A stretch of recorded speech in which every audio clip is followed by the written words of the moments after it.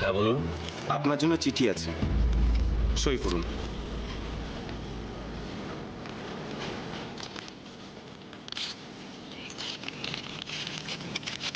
ওমা আজি, তোকে এই সই করার চিঠি কে পাঠালো রে? দেখছি।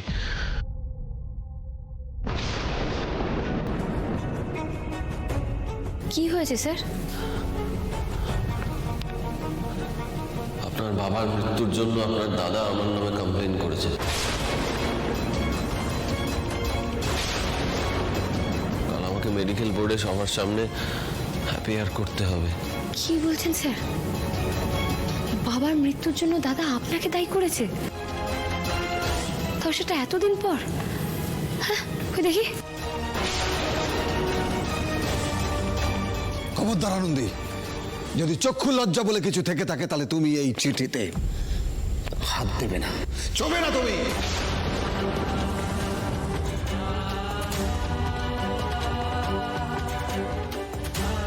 কি বলছোটা কি তুমি এটা?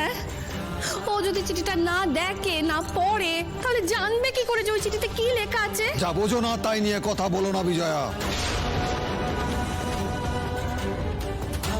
আমি ঢুকতে ঢুকতে সব শুনেছি। তোমরা কি মনে করো আনন্দের দাদা এতদিন পর তার মরা বাবার বিচার চাইছে, সেটা আনন্দে জানে না? মেনে নিতে হবে। আমি সত্যিই জানি না। এর জন্য তোমাকে আমি এই বাড়িতে ফিরিয়ে আনিনি, যাতে তুমি এই বাড়িতে বসে বসে আমাদের বিপদে ফেলো। বাজে কথা। আমার নাতবো আমাদের বিপদে ফেলতেই পারে না। হ্যাঁ ঠাম্মি, আনন্দে হয়তো আমাদের বিপদে ফেলতে পারে না, তুমি হয়তো ঠিক কথাই বলছো। কিন্তু কি বলতো ঠাম্মি, তুমি তো খুব সরল সাদাসিধে। তুমি এই পৃথিবীটাকে সাদা চোখে দেখো, কিন্তু এই পৃথিবীটা অত সাদা নয়, বুঝলে? বিশেষ করে সাদা তারা নয় যারা বামুন হয়ে চাঁদে হাত বাড়াতে যায়। লোভ লোভ, সব টাকার লোভ। টাকার লোভে মানুষ কি না কি করতে পারে। আমিও দাদার সাথে একমত। এই পুরো ঘটনায় না আনন্দী আর আনন্দীর দাদা জড়িত। ওপরে ওপরে দাদার নামটা রেখেছে, আর তলে তলে ও কাঠি নাড়াচ্ছে। কি ভুলভাল কথা বলছো তুমি? সবাই জানে আনন্দের সাথে ওর দাদার কি সম্পর্ক, সেটা সবাই ভালো করে জানে। তারপরেও এটা কি করে? এই তুমি চুপ করো তো।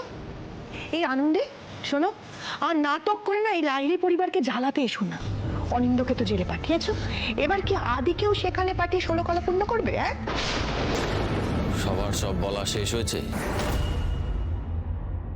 নাকি আরো কারুর কিছু বলা বাকি আছে?